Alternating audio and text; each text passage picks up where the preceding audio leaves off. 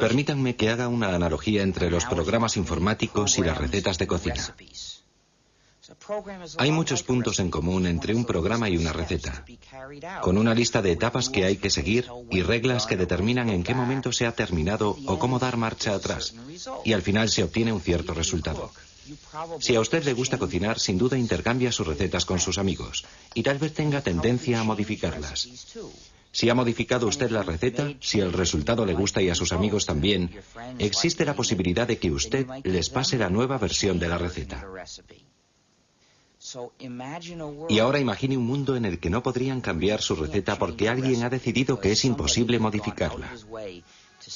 E imagine que si comparte esa receta con sus amigos, le tratarán de pirata y harán todo lo posible por mandarle a la cárcel durante unos cuantos años.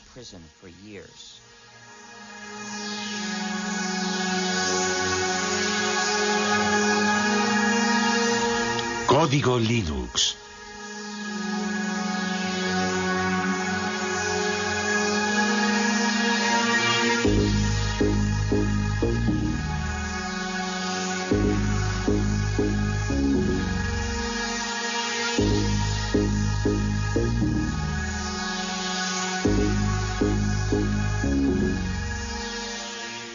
Utilizo la palabra hacker en su sentido original para describir a una persona que practica la programación informática como una especie de pasión artística y que forma parte o se identifica con la cultura de los hackers, es decir, con el grupo de programadores que históricamente están en los orígenes de Internet, de Linux y de la World Wide Web.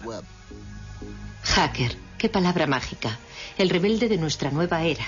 En el principio era el ordenador, luego el ordenador personal y por fin apareció la red que ha conectado a todo el planeta y que recibe el nombre de Net. ¿Contra qué se rebelaron los famosos hackers? Para que nuestros ordenadores funcionen necesitan un sistema operativo. Nuestros hackers se negaron a que ciertas compañías, sobre todo Microsoft, desarrollasen sistemas operativos sin entregar al mismo tiempo los códigos de fabricación que permiten adaptar nuestro ordenador a nuestras propias necesidades. Entonces se pusieron a descifrar los códigos para repartirlos de forma gratuita a través de la red y ponerlos a disposición de todo el mundo. Así se inició esta nueva guerra postmoderna entre Bill Gates, jefe multimillonario de Microsoft, y algunos insolentes e impertinentes programadores que rechazan el sistema cerrado en el que quiere encerrarlos el magnate de la informática. Un pequeño genio de Finlandia lanzó a la red un nuevo sistema operativo para ordenadores y un ejército de programadores del mundo entero trabajó con él para hacer evolucionar y dar una salida a este sistema que compite de frente con Microsoft y que recibe el nombre de Linux. Linus Torvalds ha creado un sistema informático que ha cogido por sorpresa a toda la industria. Linux, un sistema operativo que hoy se utiliza en 8 millones de ordenadores del mundo entero. La revista Wired considera a este hombre joven como el nuevo chamán de Bin Minen y declara que su sistema operativo Linux es el producto más magnífico de Internet. El hecho de que Torvalds distribuya Linux de forma gratuita y revele su código fuente le ha convertido casi en un personaje de culto. Linus Torvalds, genio de la informática, sueña con derrotar a Bill Gates de Microsoft. ¿Será de verdad posible? Algunos dicen que Linus Torvalds ha realizado un milagro.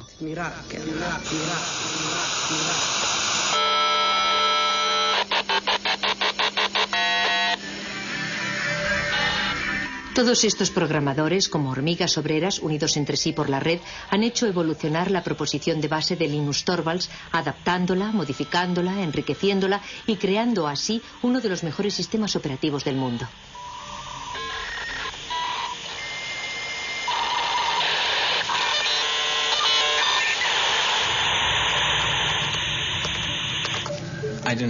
Yo no quería que ningún otro hiciese lo mismo que yo, que tratase de encontrar algo parecido a Linux. Me dije, tal vez otro estudiante de informática necesita un sistema operativo y de esta forma no arrancará de cero. No quería luchar contra los molinos de viento, no se trataba de Don Quijote contra el resto del mundo, buscando crear el mejor de los mundos posibles.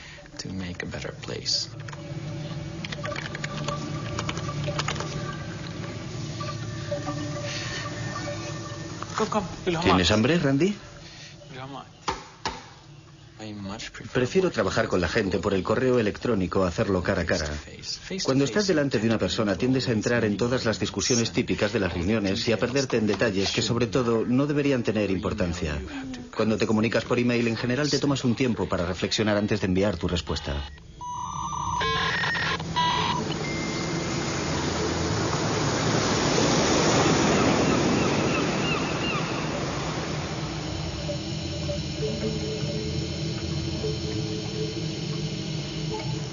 El simple hecho de que no estemos todos en la misma habitación no significa que no estemos juntos en el sentido social del término.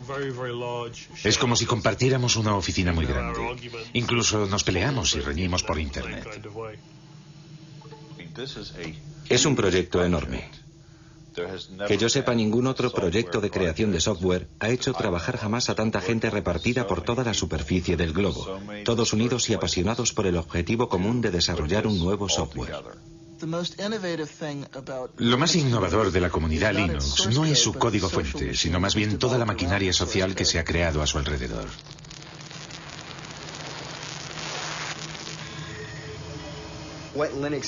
Para explicar lo que es Linux, empezaría por decir que cada ordenador es diferente, cada lector de disquetes es diferente, cada disco duro es diferente, cada controlador de vídeo es diferente y Linux es el sistema que sabe lo que hay que hacer para que todos esos componentes del ordenador ejecuten una tarea simple como borrar el documento o leer el archivo que hay en este disquete o dibujar esta imagen en la pantalla. Linux sabe cómo hablar a esos diferentes componentes materiales y les permite efectuar las operaciones corrientes que realizamos a diario con nuestros ordenadores. ¿A qué nos referimos con exactitud cuando decimos Linux? Algunos se refieren al sistema operativo informático global sobre el que reposa todo lo que ocurre en el interior de nuestro ordenador. Otros utilizan el término Linux para designar la parte más importante del programa, el kernel o núcleo.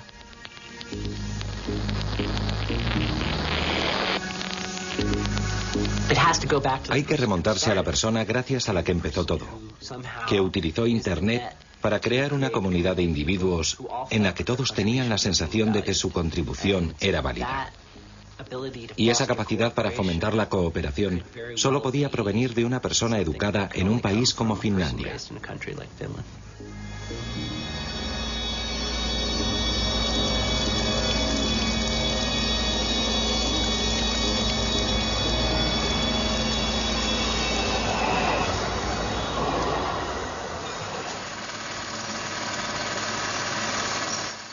...1969 fue un año fantástico.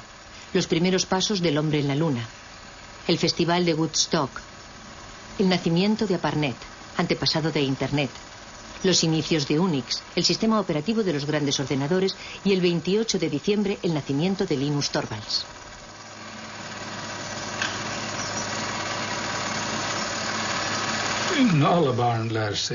Todos los niños aprenden, sobre todo jugando. Por eso fue de verdad muy importante que Linus entrase en el mundo de la informática en un momento en el que los ordenadores todavía eran muy simples. Para un niño de 10 o 12 años era fácil darse cuenta de lo que había en el interior del ordenador, comprender su esencia. Para los niños y las niñas de hoy día es mucho más difícil comprender el mismo tipo de cosas, porque hay demasiados niveles y elementos complicados en los ordenadores actuales para que puedan adquirir el tipo de instinto y de comprensión que Linus adquirió a través del juego.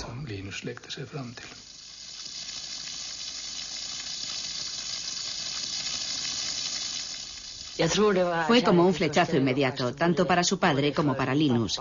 Los dos estaban excitadísimos, como unos niños, ante la idea de probar las posibilidades del Big 20. El lugar en el que Linus desarrolló Linux ya no existe. Ese cuarto existía antes de que tiráramos los tabiques. Aquí había una pared que seguía hasta un poco más lejos. Y allí había otra pared. Más o menos aquí, donde hoy está el sofá, estaban la mesa de trabajo y los ordenadores de Linus. Yo diría que lo que más ha cambiado en él es que se ha convertido en una especie de gurú de la resistencia. Sabe de verdad cómo cautivar a su público, lo que supone un cambio radical respecto a cómo era antes, porque era más bien tímido e introvertido. Y por regla general nunca tenía iniciativas propias, sino que dependía más bien de lo que proponían sus amigos.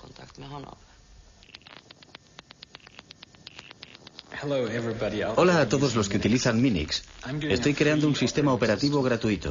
Es solo un hobby, no se trata de nada enorme ni profesional como GNU para los clones 386-486-AT. Me gustaría recibir todo tipo de comentarios sobre lo que la gente piensa de Minix, porque mi sistema operativo se parece un poco al suyo. Todas las sugerencias serán bien recibidas, aunque no prometo que las vaya a incluir todas. Firmado linustorvalds@cruna.helsinki.fi. 1991. Se derrumba la Unión Soviética. Comienza la Guerra del Golfo. El físico británico Tim Berners-Lee crea un sistema de hipertexto al que llama World Wide Web. Microsoft va camino de dominar el mundo. Y el 17 de septiembre, Linus Torvalds envía la primera versión de Linux, la 0.01, al mundo entero vía Internet. Las primeras reacciones llegan al cabo de pocas horas.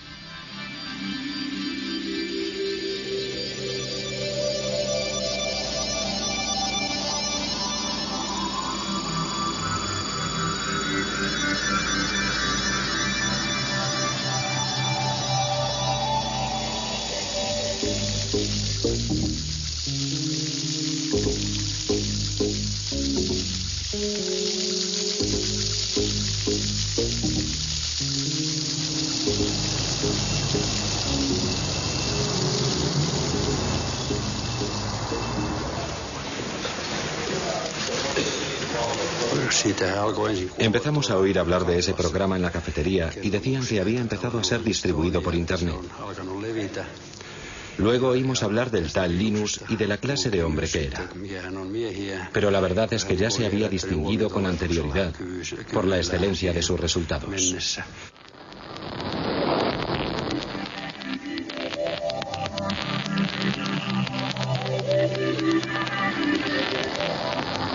Linus Torvalds creó Linux a partir del sistema operativo Unix.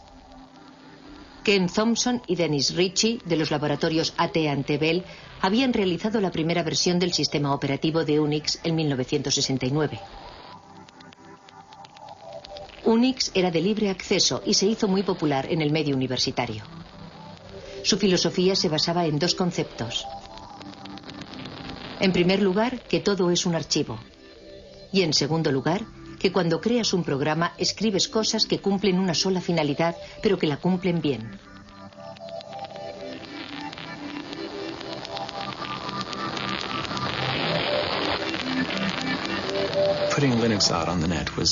Nos pareció natural poner Linux en la red. Había muchas y buenas razones para ello. En especial el hecho de que era una buena idea hacer que Linux fuese accesible a otra gente que podría ponerlo a prueba y enviarme sus comentarios. De hecho, Linus podía elegir entre dos opciones. Podía distribuir Linux de forma gratuita o podía tratar de venderlo. Linux jamás se habría vuelto tan importante si Linus Torvalds hubiese tratado de obtener un beneficio comercial. Nadie lo hubiera comprado. Habría sido una maniobra inútil. Ya llevamos aquí un montón de tiempo. La distribución de Linux está en su tercera generación. Nos costó mucho trabajo encontrar sitio para Linux. Sí. Al principio, Linus no quería distribuir Linux de forma gratuita y estuvo reflexionando durante mucho tiempo para decidir bajo qué copyright presentarlo. Luego, poco a poco, conseguí convencerle de que lo sacara bajo el copyright de GNU. Linuxin julkistamaan Linuxin GNU copyrightin alla. Sobre todo porque el programa de compilación que utilizaba había salido bajo la licencia GPL, así que acabé decidiendo que utilizaría también la licencia GPL. La licencia GPL fue fundada por la Free Software Foundation a mediados de los años 80. Esta fundación especifica que si uno cambia o modifica el código, debe poner sus cambios y mejoras a disposición de todo el mundo, de forma gratuita.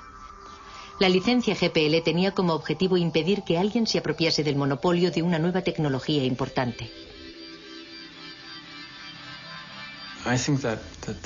Pienso que el momento era bueno. Creo que un año antes no habría podido funcionar. Y un año más tarde, cualquier otro habría sacado algo parecido. Internet todavía no había calado de verdad entre el gran público, aunque sí había calado hondo en las redes universitarias. Yo había escrito un programa de lista de correo utilizando el lenguaje de programación C. Tenía que desarrollarlo y añadirle funciones, porque muy pronto hubo miles de personas interesadas en él. Me llevé una sorpresa enorme de que las cosas funcionaran en progresión geométrica. 1 millar de usuarios se transformaba al día siguiente en 2000 y al otro día ya tenías 4000 usuarios. Sin Internet, el desarrollo de Linux habría sido como querer jugar al ajedrez por correo.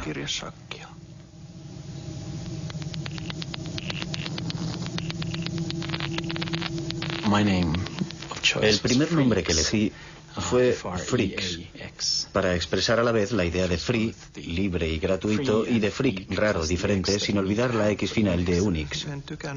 A mí no me gustaba la idea de llamarlo Freaks. No me parecía un nombre muy comercial.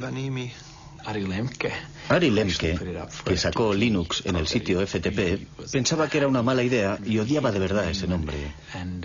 Así que cuando lanzó el sitio FTP lo bautizó como Linux porque sabía que ese nombre iba a funcionar. Nos quedamos con ese nombre, que está claro que es muchísimo mejor.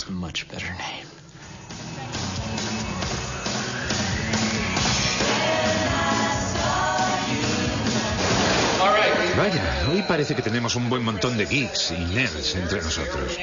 La primera pregunta de la categoría fácil es, ¿cómo se pronuncia Linux? Bueno, yo Linux lo pronuncio Linux. Sin embargo, si fuese Linus Torvalds, no hay duda de que lo pronunciaría Linux. Claro que si uno es de la costa oeste de los Estados Unidos, lo más seguro es que lo pronunciaría Linux. Pero a Linus Torvalds le importa un bledo cómo pronunciéis Linux siempre y cuando lo utilicéis. Empecé a jugar con Linux en julio de 1991, poco tiempo después de que Linux sacase la versión 009 del núcleo. Lo descargué desde Finlandia, jugué con él y me pareció que era muy claro. En aquella época la anchura de la banda de Internet en la conexión transatlántica era muy limitada. Así que resultaba muy trabajoso descargar todos esos paquetes desde Finlandia. Entonces pensé que había que hacer algo para remediar ese problema. Utilicé mi estación de trabajo personal, la que tenía en mi despacho, tsx-11.meet.edu, y creé en ella un archivo espejo de todas las fuentes del núcleo. Fue el primer sitio FTP de Linux que existió en los Estados Unidos. La primera vez que recibí Linux, lo descargué en disquetes. Luego lo instalé en una de las máquinas de laboratorio de informática de la Universidad de Pensilvania, por lo que me echaron del laboratorio. Pero, en fin, esa fue mi primera experiencia con Linux.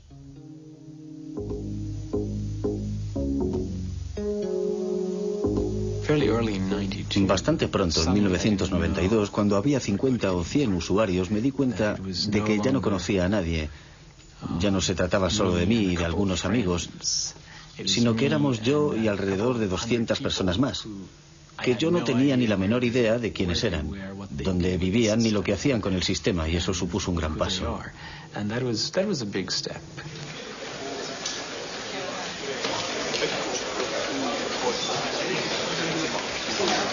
En 1994 el lanzamiento de la versión 1.0 fue muy importante y significó mucho para mí porque había supuesto muchísimo trabajo. Supuso sin lugar a dudas un hito en la utilización comercial de Linux. Antes de la versión 1.0 era realmente muy difícil utilizar Linux con fines comerciales. Les doy la bienvenida al lanzamiento del sistema operativo Linux. Al principio, Linux fue desarrollado para Unix, en especial para un contexto universitario, porque si bien existe una versión para ordenadores personales, su precio es muy elevado. Se puede comprar un DOS para un ordenador personal por 200 marcos, pero Unix puede representar con facilidad un desembolso de 20.000 marcos, que es un precio demasiado caro para un estudiante. Vayan a una tienda de informática y pregunten si tienen el SCU Unix y les contestarán que si están locos. Porque la verdad es que es mucho más sencillo hacérselo uno mismo.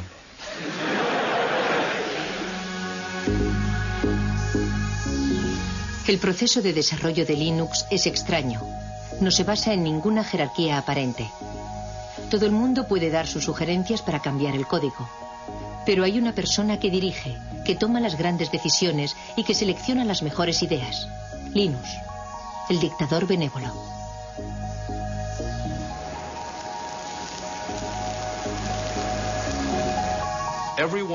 Todo el mundo sabía que ese grupo de trabajo necesitaba un jefe.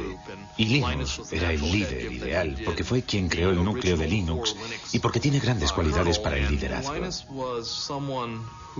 Sin embargo, en la vida real es bastante humilde y jamás se atribuye un mérito que no le corresponde.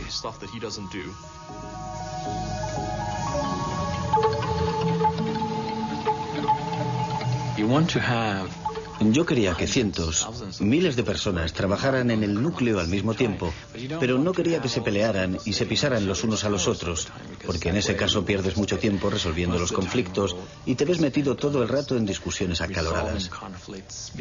Al principio me parecía conveniente presidir esa jerarquía y que los demás fueran como mis lugartenientes, pero las cosas han cambiado.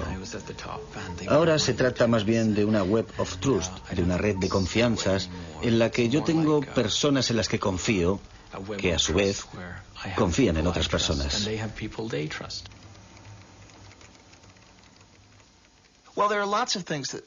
A los que desarrollan los sistemas les motivan muchas cosas, como el orgullo artístico, la satisfacción del trabajo bien hecho, casi artesano, el sentimiento idealista de formar parte de algo más importante y más grande que uno mismo, el deseo de ayudar a la gente y de encontrar soluciones a los problemas.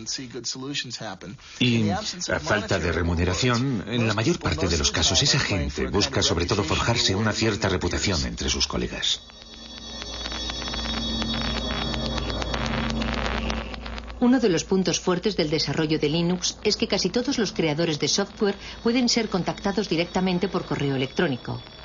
Tetsu jugó un papel fundamental en la difusión de Linux en los Estados Unidos.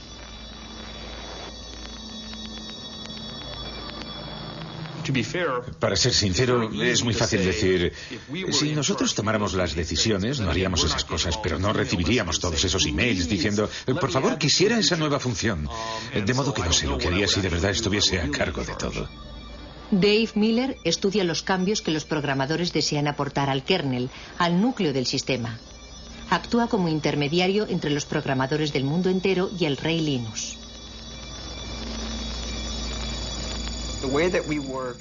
Nuestra forma de trabajar es la siguiente.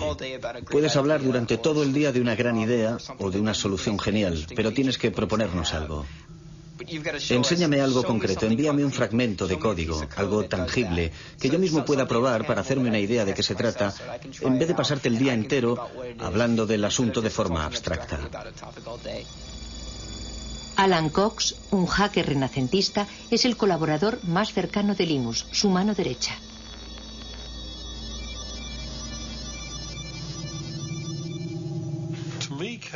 Para mí el código presenta muchas similitudes con la poesía, por ejemplo, o con ciertos tipos de literatura. Su belleza reside en su estructura y en el hecho de clasificar las ideas una por una de forma clara. Si el código es bueno, lo puedes leer sin hacer comentarios. Comprendes de inmediato por qué ha sido escrito y lo elegante que es.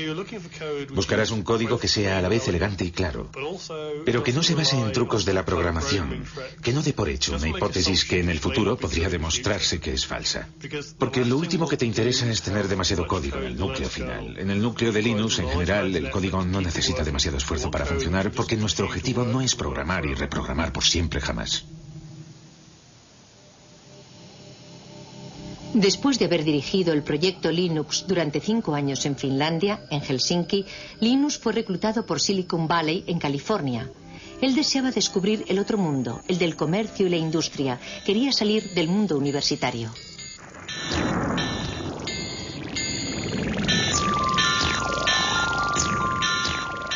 Usted es una figura poco ortodoxa dentro del universo de Silicon Valley. ¿Qué van a hacer con usted? ¿No corre el riesgo de dejarse llevar por el aspecto comercial y enloquecido del lugar?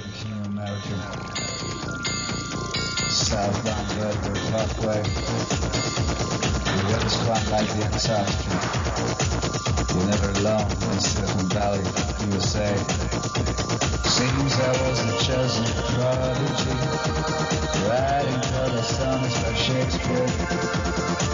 Some sort of balcony, they couldn't even get near. And they didn't even Harry Viet. The gates, they found the web, they probably sell the shares. As soon as you can, get out and go on. To the next thing, retire young. Couldn't be the king of America. The weather's quite like the Antarctica. Southbound Bellevue Parkway. Linus empezó a trabajar para la compañía Transmeta, la empresa misteriosa que se negó durante muchos años a revelar sus actividades. Se sabía, sin embargo, que trabajaba con un código fuente cerrado, siguiendo el ejemplo de Microsoft. ¿Habría cambiado Linus de bando? El mundo de los negocios tiene leyes extrañas. Al mismo tiempo que trabajaba para Transmeta, Linus podía seguir desarrollando su propio software con permiso de sus jefes. Hicieron todo lo que pudieron para obligarme a ser la imagen de Linux y de la comunidad open source en su conjunto.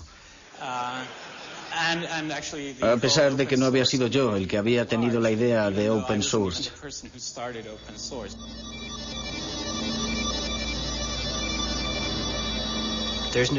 Nadie representa él solo toda la historia y no hay un solo punto de partida.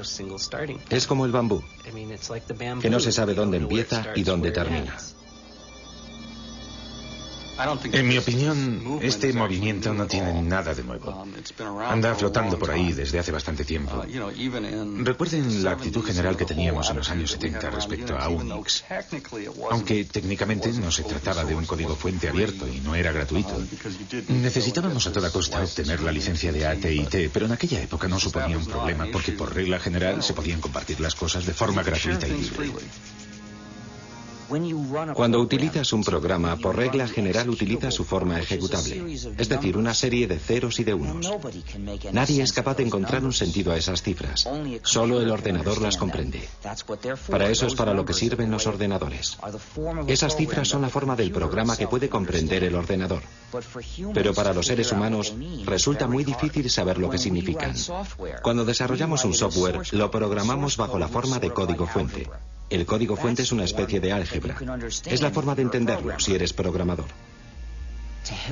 Suele haber una cantidad enorme de comentarios y de explicaciones incluidas en el código fuente para ayudar a que la gente comprenda el programa. Si solo tienes los ejecutables, es decir, lo que te proporciona Microsoft, aunque tuvieras incluso la posibilidad de introducirles cambios, no sabrías nunca qué modificaciones introducir. Es demasiado difícil. Para poder modificar un software y hacerlo más práctico y más fácil de usar, debes disponer del código fuente. Si observas de verdad el proyecto, como ya he dicho otras veces, verás que Linus desarrolló el kernel, el núcleo, pero no la totalidad del sistema. Pienso que lo más interesante de este asunto es el hecho de que Richard Stallman iniciase el movimiento. ¿Han oído hablar de Richard Stallman? Él quería que todo el mundo tuviera derecho a utilizar los softwares y a copiarlos sin infringir la ley, para hacerles cambios, para distribuirlos y para mejorarlos. Él quería dar derechos a la gente. Había decidido aniquilar el capitalismo americano corrompido de la industria informática. Y dimitió de su puesto de trabajo, pero siguió programando.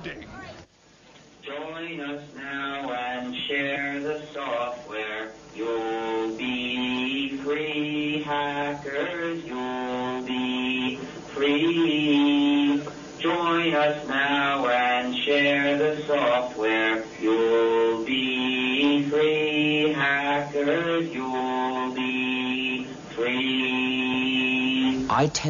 Tengo tendencia a pensar en las cosas en términos de justicia, de libertad y de ética. Lancé la idea en noviembre de 1983, pero todo comenzó en enero de 1984, cuando dimití de mi puesto en el MIT para empezar a desarrollar un sistema operativo gratuito, al que bauticé con el nombre de GNU. Esto es GNU y esto es GPL, General Public License. Evidentemente el núcleo se encuentra bajo GPL. La idea del software libre hace referencia a la libertad, no al precio. Es una lástima que en inglés la palabra free sea ambigua y tenga significados diferentes. Puede significar gratuito, pero también libre. Y yo prefiero pensar en libertad de expresión que en cerveza gratis.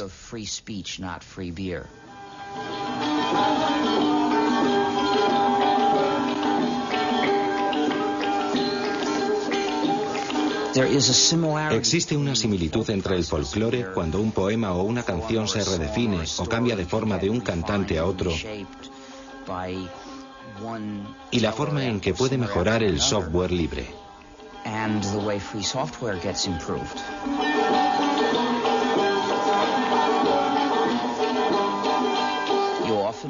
A menudo el software libre es desarrollado por un grupo de personas que no incluye a ninguno de los que lo desarrollaron al principio.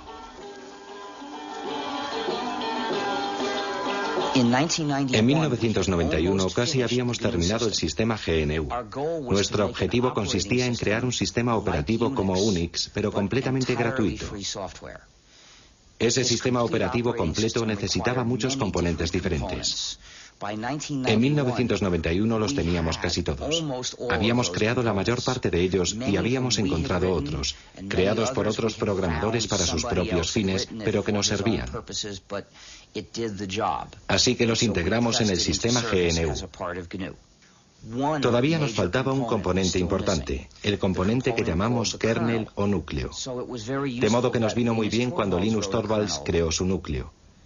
En aquel momento la combinación del núcleo Linux con el sistema GNU nos permitió obtener un sistema perfectamente ejecutable que cualquiera podía instalar en su ordenador personal y utilizar. Una vez desarrollado Linux, el sistema GNU estaba terminado y empezó a hacerse cada vez más popular. Pero en ese mismo momento ocurrió algo desafortunado. La gente que utilizaba el sistema GNU no se dio cuenta de que se trataba del sistema GNU y empezó a llamar Linux al conjunto, a la combinación. Y ese error se extendió. A los que trabajaban en el proyecto GNU les resultaba muy difícil atraer la atención del usuario sobre esas cuestiones éticas y políticas.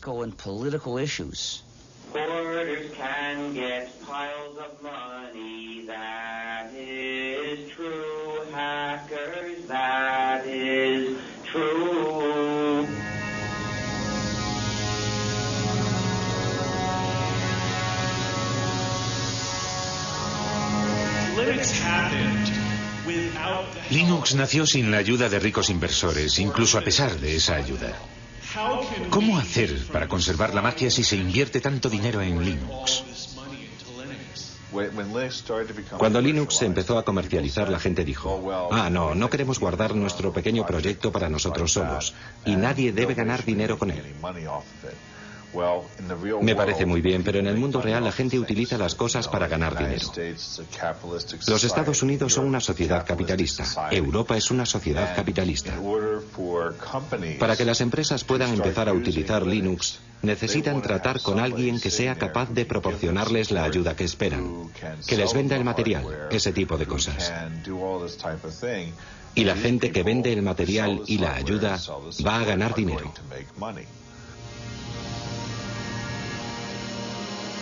Pocos de nosotros somos hackers.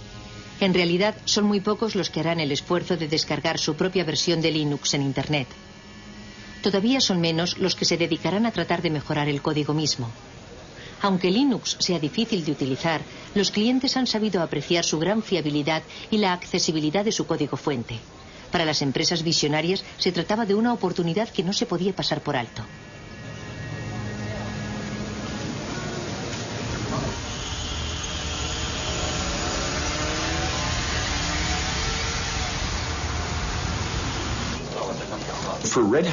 En realidad, Red Hat no buscaba un sistema operativo mejor que Microsoft o que Sun Microsystems.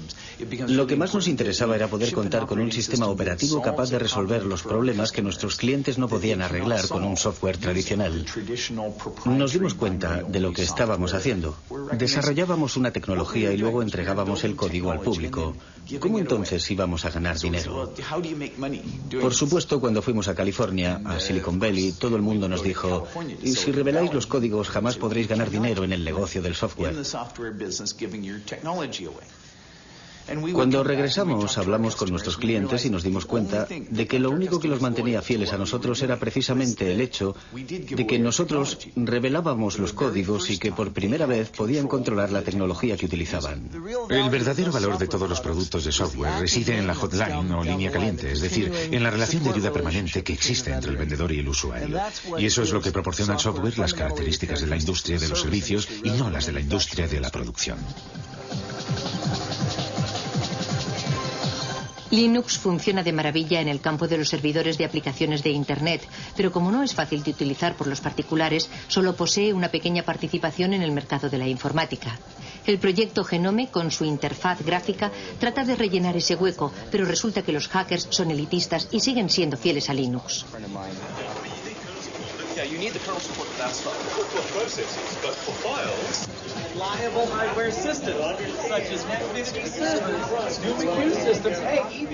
Miren quién está ahí. Es un pingüino. Hola, pingüino. Vaya, pero si es Tax. Hola, Tax. El trabajo de Linus Torvalds crea todavía más millonarios y billonarios y le está haciendo salir canas al hombre que de lejos es el más rico del mundo, Bill Gates. Microsoft utiliza un modelo muy tradicional. Producen un código fuente cerrado, lo meten en un CD y lo venden. Ellos se ocupan de todo el trabajo de desarrollo de los sistemas y todos los beneficios son para ellos. Una vez que has entrado en este negocio es muy difícil cambiar de cultura, como por ejemplo orientarse hacia un negocio de cooperación en el que los programas se utilicen para revelar el código. Es muy fácil ganar dinero con los productos cuyo código está cerrado, tengas o no una gran participación en el mercado. Por ejemplo, ahora mismo Microsoft no se siente de verdad incentivado a abrir su código, no le interesa. Pero pienso que Microsoft se verá obligado a hacerlo aunque a regañadientes. A las compañías les interesa seguir siendo propietarias de ciertos algoritmos. Por ejemplo, ciertas empresas han trabajado muchísimo en los algoritmos de compresión, en especial para el streaming multimedia, y no quieren que la gente sepa cómo lo han hecho porque es justo ahí donde reside el valor de su producto.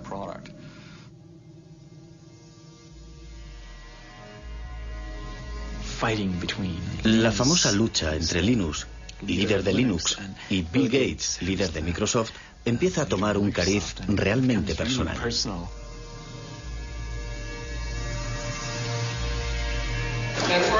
Una pregunta de la categoría rarezas. ¿A quién pertenecen estos labios? Voy a contestar yo. Son los labios de Bill Gates a punto de contar otra mentira más.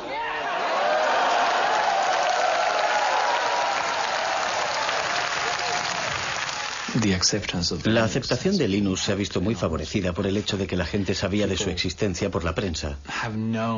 El aspecto David contra Goliat de la historia nos ayudó un poco. Aunque en realidad eso no sea cierto del todo. La gente espera de los demás que sean amables y hagan bien las cosas. Yo no pienso que eso sea cierto ni que deba serlo. El poder de Linux es que, aunque no te ayude nadie, siempre podrás disponer de tu propia copia de Linux. Y la posibilidad de hacer con ella lo que te dé la gana. Quiero evitar convertirme en el político de Linux. Quiero que todo el mundo piense que soy un buen tipo y que soy una persona que no hace trampas. Linus, una última pregunta. Yo soy de la India. ¿Hay muchos indios que contribuyan al desarrollo del núcleo? No hay muchos. ¿Qué mensaje le gustaría mandarles para que sean cada vez más los que se unan a su proyecto? En mi opinión, es solo un problema de infraestructuras. No siempre tienen acceso a Internet o disponen solo de una conexión muy lenta. Y pienso que la gente quizás no está acostumbrada a ese tipo de colaboración por Internet y se pone un poco nerviosa. ¿Tienen un mensaje para motivarles, para hacer que vengan más programadores? No conozco los problemas de la India, pero sin duda existirán problemas locales que solo los indios pueden resolver. Problemas que al continente americano no le importan en absoluto. En mi opinión resulta muy estimulante cuando alguien dice: yo puedo resolver ese problema, puedo crear mi propia versión de Linux que me convendrá mucho más. ¿Entendido? Y eso vale para un indio, para cualquiera. Eso es lo que debe motivar a la gente, aunque por otro lado, diga lo que diga yo, no tienen por qué hacerme caso. Linus, solo un momento. Muchas gracias. Gracias a usted. La próxima vez que visite la India... Lo intentaré, pero... debería pasar unas largas vacaciones. Trabajo para una revista holandesa. ¿Piensa ir a los Países Bajos?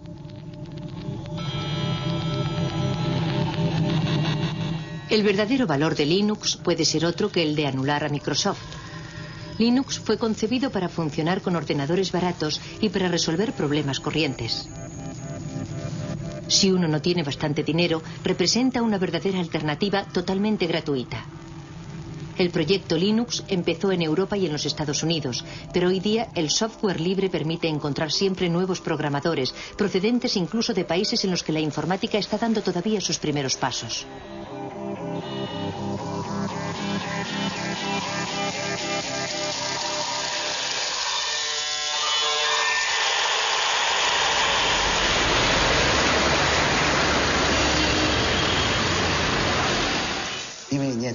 La sociedad Red Flag está especializada en la investigación, el desarrollo y la comercialización de sistemas operativos basados en Linux. Como ustedes saben, China está retrasada respecto a los países desarrollados en materia informática.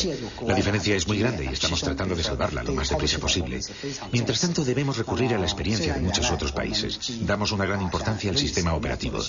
Empezamos a desarrollar el sistema a partir de Linux, pero debido a la estricta reglamentación del mercado, fracasamos. Linux representa para nosotros una gran oportunidad, así como una buena base para formarnos en las nuevas tecnologías del mundo entero.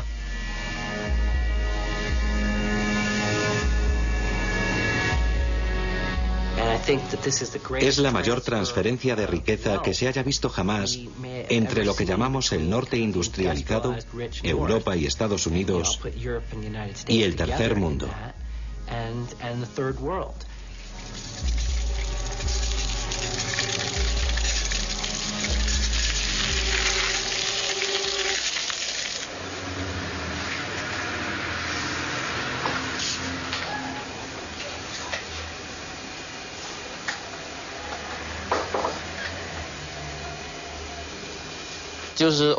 Es el código fuente abierto. Pienso que es muy importante para mucha gente. Me gusta la filosofía y me gusta analizar las cosas desde el ángulo de la filosofía. Pienso que los códigos abiertos están de acuerdo con el espíritu de la ciencia, es decir, el espíritu de acceso libre y sin restricciones a la información.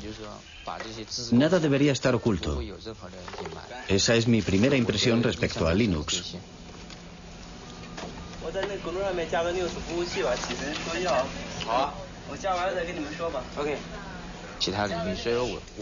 Ese espíritu se podría extender a otros campos. Nunca he pensado que debiera aplicarse únicamente al campo de la informática. Resumiendo, por una parte está una de las clases más privilegiadas de las sociedades capitalistas, los programadores. Pueden ganar tanto dinero con la programación que tienen tiempo libre para dedicarse a sus aficiones. Los programadores como Alan Cox pueden imponer su precio. Son las personas que se encuentran en el vértice de la pirámide, que transfieren su propiedad intelectual, que supone una riqueza enorme, hacia los países pobres. Es el socialismo en acción, aunque a los liberales les horrorice que se mencione siquiera.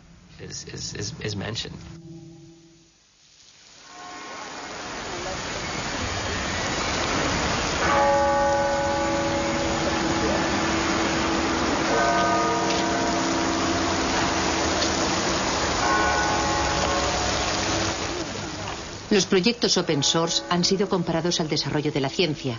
La ciencia en sí misma no da dinero. Son las aplicaciones industriales de las investigaciones las que crean riqueza. Para los hackers, partidarios de la open source, el desarrollo de Linux ha sido siempre un proyecto voluntario de tipo científico, un auténtico hobby. Los expertos más valiosos de Linux acabaron por ser contratados por otras compañías. En 1999, durante el auge de la economía de la red y de los negocios electrónicos, algunas empresas Linux cotizaron en bolsa. Wall Street anunció que las acciones de Linux alcanzaron valores récord. Por supuesto, la situación no duró, pero durante un cierto tiempo algunos hackers de Linux fueron increíblemente ricos, al menos sobre el papel.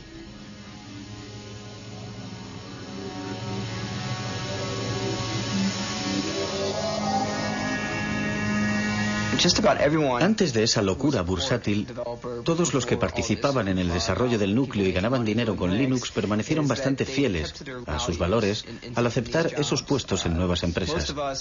La mayor parte de ellos sigue haciendo casi lo mismo que hacía antes de obtener esos empleos. Sinceramente, que yo sepa, ninguno de ellos ha perdido su libertad.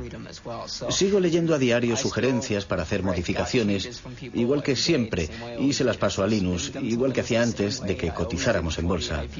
Algunos de nosotros quizás conducimos coches mejores, pero esa casi es la única diferencia, y tal vez que comemos sushi más a menudo. Algunas personas tuvieron suerte al unirse a la empresa adecuada en el momento adecuado y se las han arreglado para beneficiarse de la salida a bolsa. Algunos han ganado millones de dólares, otros miles de millones de dólares.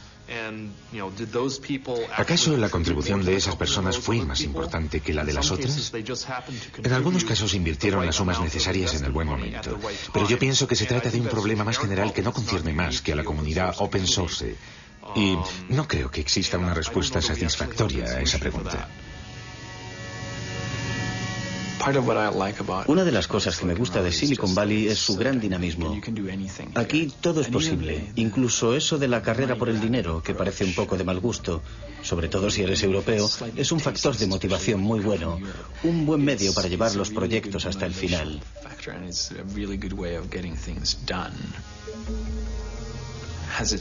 ¿Me ha hecho cambiar el hecho de vivir aquí? Supongo que sí. Ya no soy el mismo que era cuando llegué. Pero no creo que me interese más el dinero que antes.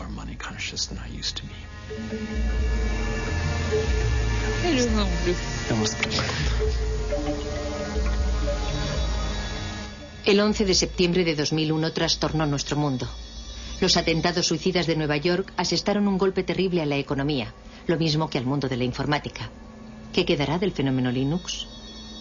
Hoy día, fragmentos enteros del famoso código Linux forman parte, sin que nosotros lo sepamos, de nuestra vida cotidiana. En nuestros teléfonos portátiles, en nuestros tostadores y en nuestros despertadores. El sueño de Linus Torvalds de liberar la informática tiene posibilidades de hacerse realidad.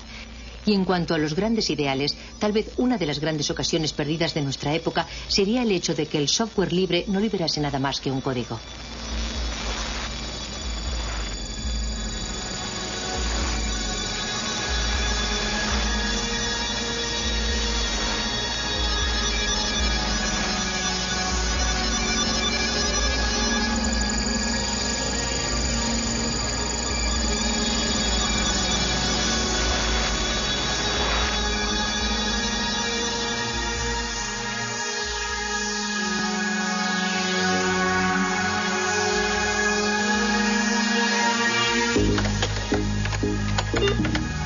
There's no question that La cuestión no es saber si los progresos tecnológicos dejarán anticuado a Linux en un momento determinado. La cuestión es saber justamente cuánto tiempo va a tardar en ocurrir eso. Randy, ¿no te afiles las garras en el sofá? Pienso que uno de los poderes de Open Source es que en el futuro, dentro de 5, 10 o 50 años, el mejor sistema operativo del momento siempre podrá sacar partido del código fuente de Linux.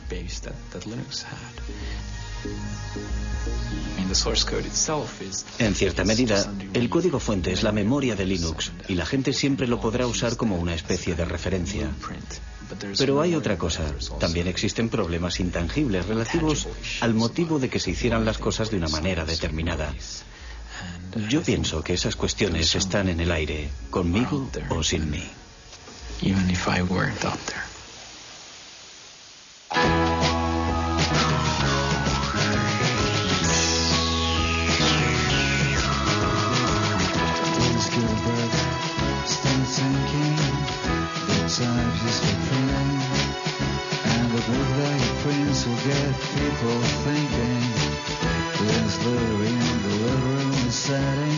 Start to imagine a Bible, another Latin, by the language we're swearing and eating and chatting. His life is that he had, his life is that we see. Big changes through a human history, not by some powerful authoritative victory, by botanic incremental degrees. Mr. Linus goes to Washington to speak about praxis, retro chains, little man and universal axis.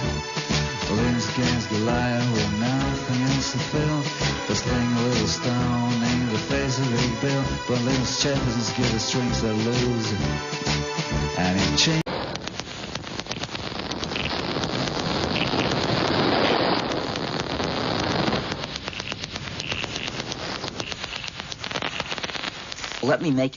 Permítanme que haga una analogía entre los programas informáticos y las recetas de cocina. Hay muchos puntos en común entre un programa y una receta, con una lista de etapas que hay que seguir y reglas que determinan en qué momento se ha terminado o cómo dar marcha atrás, y al final se obtiene un cierto resultado. Si a usted le gusta cocinar, sin duda intercambia sus recetas con sus amigos, y tal vez tenga tendencia a modificarlas. Si ha modificado usted la receta, si el resultado le gusta y a sus amigos también, existe la posibilidad de que usted les pase la nueva versión de la receta. Y ahora imagine un mundo en el que no podrían cambiar su receta porque alguien ha decidido que es imposible modificarla. E imagine que si comparte esa receta con sus amigos, le tratarán de pirata y harán todo lo posible por mandarle a la cárcel durante unos cuantos años.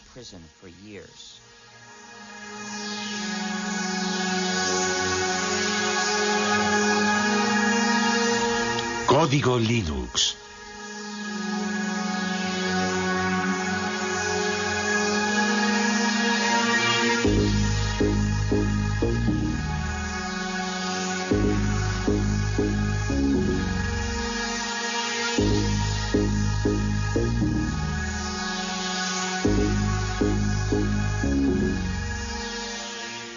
Utilizo la palabra hacker en su sentido original para describir a una persona que practica la programación informática como una especie de pasión artística y que forma parte o se identifica con la cultura de los hackers, es decir, con el grupo de programadores.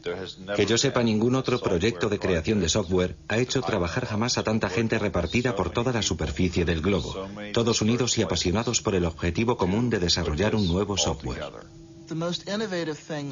Lo más innovador de la comunidad Linux no es su código fuente, sino más bien toda la maquinaria social que se ha creado a su alrededor.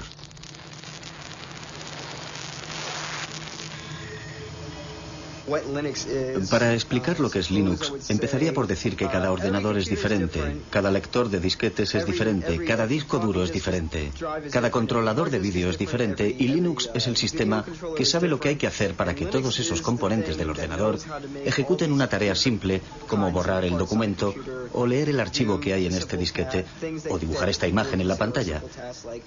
Linux sabe cómo hablar a esos diferentes componentes materiales y les permite efectuar las operaciones corrientes que realizamos a diario con nuestros ordenadores. ¿A qué nos referimos con exactitud cuando decimos Linux? Algunos se refieren al sistema operativo informático global sobre el que reposa todo lo que ocurre en el interior de nuestro ordenador. Otros utilizan el término Linux para designar la parte más importante del programa, el kernel o núcleo.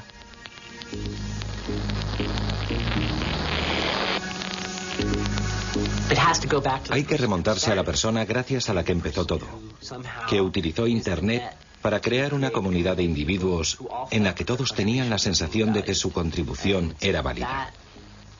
Y esa capacidad para fomentar la cooperación solo podía provenir de una persona educada en un país como Finlandia.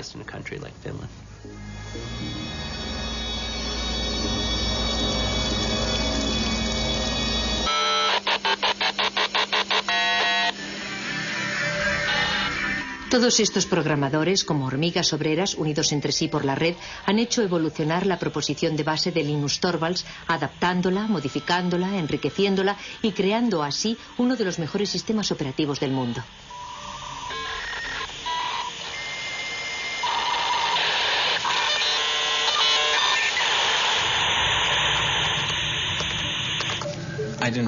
Yo no quería que ningún otro hiciese lo mismo que yo, que tratase de encontrar algo parecido a Linux. Me dije, tal vez otro estudiante de informática necesita un sistema operativo y de esta forma no arrancará de cero. No quería luchar contra los molinos de viento, no se trataba de Don Quijote contra el resto del mundo, buscando crear el mejor de los mundos posibles.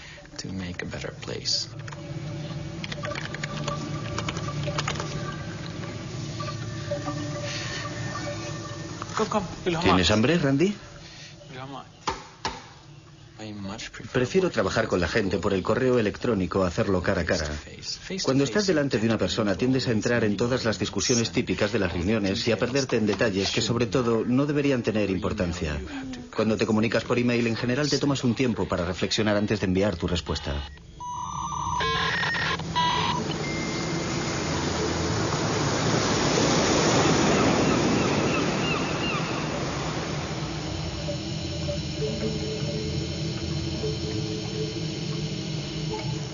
El simple hecho de que no estemos todos en la misma habitación no significa que no estemos juntos en el sentido social del término. Es como si compartiéramos una oficina muy grande. Incluso nos peleamos y reñimos por Internet. Es un proyecto enorme. Es que históricamente están en los orígenes de Internet, de Linux y de la World Wide Web. Hacker, qué palabra mágica. El rebelde de nuestra nueva era. En el principio era el ordenador, luego el ordenador personal y por fin apareció la red que ha conectado a todo el planeta y que recibe el nombre de Net. ¿Contra qué se rebelaron los famosos hackers? Para que nuestros ordenadores funcionen necesitan un sistema operativo. Nuestros hackers se negaron a que ciertas compañías, sobre todo Microsoft, desarrollasen sistemas operativos sin entregar al mismo tiempo los códigos de fabricación que permiten adaptar nuestro ordenador a nuestras propias necesidades. Entonces se pusieron a descifrar los códigos para repartirlos de forma gratuita a través de la red y ponerlos a disposición de todo el mundo. Así se inició esta nueva guerra postmoderna entre Bill Gates, jefe multimillonario de Microsoft, y algunos insolentes e impertinentes programadores que rechazan el sistema cerrado en el que quiere encerrarlos el magnate de la informática. Un pequeño genio de Finlandia lanzó a la red un nuevo sistema operativo para ordenadores y un ejército de programadores del mundo entero trabajó con él para hacer evolucionar y dar una salida a este sistema que compite de frente con Microsoft y que recibe el nombre de Linux. Linus Torvalds ha creado un sistema informático que ha cogido por sorpresa a toda la industria. Linux, un sistema operativo que hoy se utiliza en 8 millones de ordenadores del mundo entero. La revista Wired considera a este hombre joven como el nuevo chamán de Bin Minen y declara que su sistema operativo Linux es el producto más magnífico de Internet. El hecho de que Torvalds distribuya Linux de forma gratuita y revele su código fuente le ha convertido casi en un personaje de culto. Linus Torvalds, genio de la informática, sueña con derrotar a Bill Gates de Microsoft. ¿Será de verdad posible? Algunos dicen que Linus Torvalds ha realizado un milagro.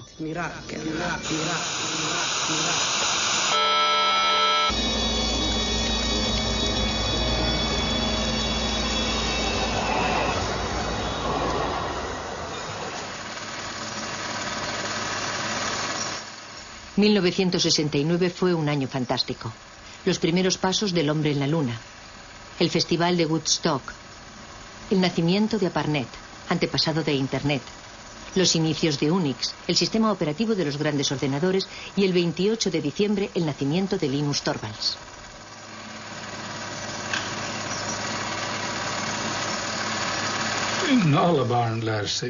Todos los niños aprenden, sobre todo jugando. Por eso fue de verdad muy importante que Linus entrase en el mundo de la informática en un momento en el que los ordenadores todavía eran muy simples. Para un niño de 10 o 12 años era fácil darse cuenta de lo que había en el interior del ordenador, comprender su esencia. Para los niños y las niñas de hoy día es mucho más difícil comprender el mismo tipo de cosas, porque hay demasiados niveles y elementos complicados en los ordenadores actuales para que puedan adquirir el tipo de instinto y de comprensión que Linus adquirió a través del juego.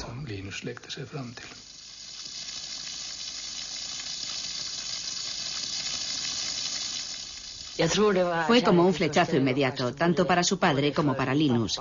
Los dos estaban excitadísimos, como unos niños, ante la idea de probar las posibilidades del Big 20. El lugar en el que Linus desarrolló Linux ya no existe. Ese cuarto existía antes de que tiráramos los tabiques. Aquí había una pared que seguía hasta un poco más lejos. Y allí había otra pared.